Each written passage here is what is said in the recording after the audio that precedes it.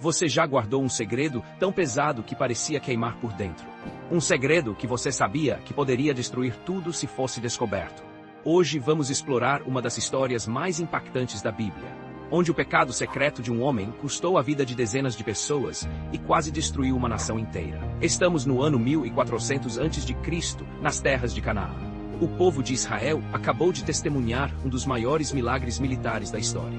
As muralhas de Jericó caíram sobrenaturalmente, e a cidade foi conquistada sem que um soldado israelita precisasse escalar um muro. A vitória foi absoluta, esmagadora, miraculosa. O moral estava nas alturas, e o povo acreditava que nada poderia detê-los. Mas antes de atacar Jericó, Deus havia dado uma ordem clara e específica através de Josué. Toda a cidade estava sob maldição. O ouro, a prata e os objetos de bronze e ferro deveriam ir para o tesouro do Senhor. Todo o resto deveria ser completamente destruído. Nada, absolutamente nada, poderia ser tomado para uso pessoal. A ordem era cristalina, sem margem para interpretação. Entre os milhares de soldados israelitas estava um homem chamado Acã, da tribo de Judá. Ele viu os tesouros de Jericó, viu o ouro brilhante, as roupas finas da Babilônia, a prata reluzente. E algo aconteceu em seu coração. O desejo se transformou em cobiça. A cobiça se transformou em ação. Acã pegou uma bela capa babilônica, 200 ciclos de prata e uma barra de ouro pesando 50 ciclos. Ele escondeu tudo embaixo de sua tenda, enterrado no chão. Ninguém viu, ninguém sabia. Era o segredo perfeito, ou assim Acã pensava. Mas há um detalhe crucial que ele esqueceu. Deus vê tudo, não existe pecado secreto diante dos olhos do Senhor. E as consequências estavam prestes a ser devastadoras. A próxima cidade no caminho de Israel era Ai, uma pequena fortaleza com poucos habitantes. Josué enviou espiões que voltaram confiantes. Eles disseram que não era necessário enviar todo o exército, apenas 2 ou 3 mil homens seriam suficientes. Ai era insignificante comparada a Jericó, seria fácil. 3 mil soldados israelitas marcharam para Ai com confiança absoluta. Mas algo inimaginável aconteceu, os homens de Ai os derrotaram. Israel fugiu em pânico. 36 soldados israelitas morreram naquele dia. O exército invencível, que havia conquistado Jericó, foi humilhado por uma cidadezinha. O impacto psicológico foi devastador. O coração do povo derreteu e se tornou como água, diz Josué capítulo 7, versículo 5. O medo tomou conta de todos. Se não conseguiam vencer Ai, como conquistariam o resto de Canaã? Os cananeus ouviriam sobre a derrota e se uniriam contra eles. Josué rasgou suas vestes em desespero. Ele e os líderes de Israel se prostraram diante da arca do Senhor até o anoitecer, colocando pó sobre suas cabeças em sinal de luto. Josué clamou a Deus com angústia. Por que trouxeste este povo através do Jordão para nos entregar nas mãos dos amorreus para nos destruir? A resposta de Deus foi direta e chocante. Israel pecou, eles violaram a aliança.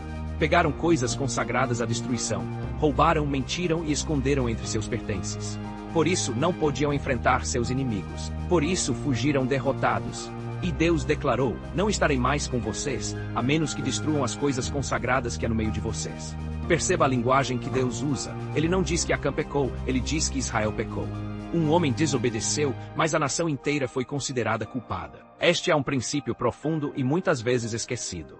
Estamos conectados uns aos outros, nossas ações afetam a comunidade. O pecado nunca é verdadeiramente privado. Deus instruiu Josué sobre como encontrar o culpado.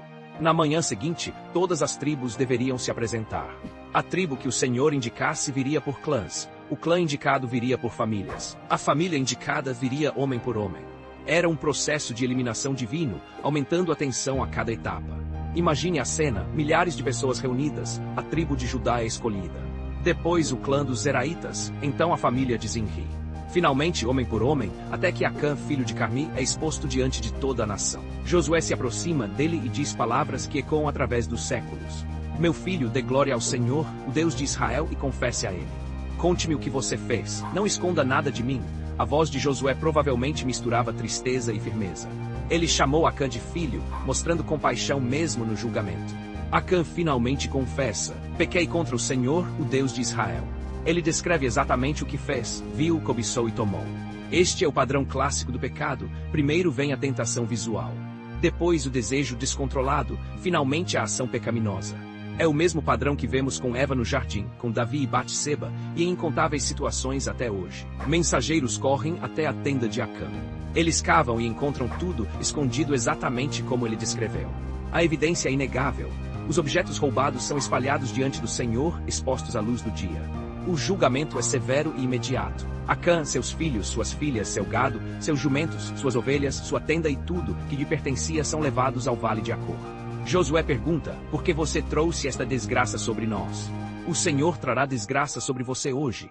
Todo Israel apedreja Acã e sua família. Depois queimam tudo. Levantam sobre ele um grande monte de pedras que permanece até hoje como memorial. O lugar é chamado Vale de Acor, que significa Vale da Desgraça. Somente então a ira ardente do Senhor se desvia de Israel. Esta história levanta questões difíceis para mentes modernas. Por que a família de Acã também foi punida? Alguns estudiosos sugerem que eles sabiam do pecado e foram cúmplices no silêncio. Outros veem aqui os padrões de justiça coletiva da época. O que é claro é que Deus levava a santidade e a obediência absolutamente a sério. Mas a história não termina em tragédia. Josué capítulo 8 mostra Israel atacando Ai novamente. Desta vez, com o pecado removido, Deus está com eles. A vitória é completa, a cidade é conquistada, a presença de Deus retorna ao acampamento. O que podemos aprender com esta história devastadora? Primeiro, que não existe pecado secreto. Números capítulo 32, versículo 23 diz: podem estar certos de que o seu pecado os alcançará. Deus vê tudo, conhece tudo e eventualmente tudo vem à luz. Segundo, o pecado individual afeta a comunidade inteira. Vivemos em uma cultura que celebra o individualismo radical. Acreditamos que nossas escolhas privadas não afetam ninguém. Mas a Bíblia ensina o oposto: somos membros de um corpo. Quando um membro sofre, todos sofrem. Quando um membro peca, todos são afetados. Terceiro, a obediência parcial é desobediência. Acã provavelmente racionalizou suas ações. Talvez pensou que pegar apenas algumas coisas não faria diferença.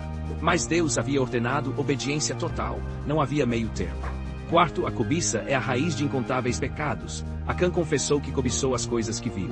Paulo escreve em 1 Timóteo capítulo 6, versículo 10 que o amor ao dinheiro é raiz de todos os males. A cobiça transforma bênçãos em maldições e vitórias em derrotas. Finalmente, o pecado sempre cobra um preço muito maior do que imaginamos. Acã nunca usufruiu dos tesouros que roubou, eles permaneceram enterrados sob sua tenda. Ele perdeu sua vida, sua família, sua reputação e seu lugar no povo de Deus. 36 soldados inocentes morreram por causa de sua desobediência. O preço foi astronômico. Hebreus capítulo 12, versículo 1 nos exorta a deixar de lado todo o peso e o pecado que nos enreda facilmente. O pecado escondido é como veneno no corpo. Pode parecer pequeno no início, mas eventualmente contamina tudo. A única solução é confissão, arrependimento e remoção completa. A história de Acã permanece como um aviso solene através das gerações.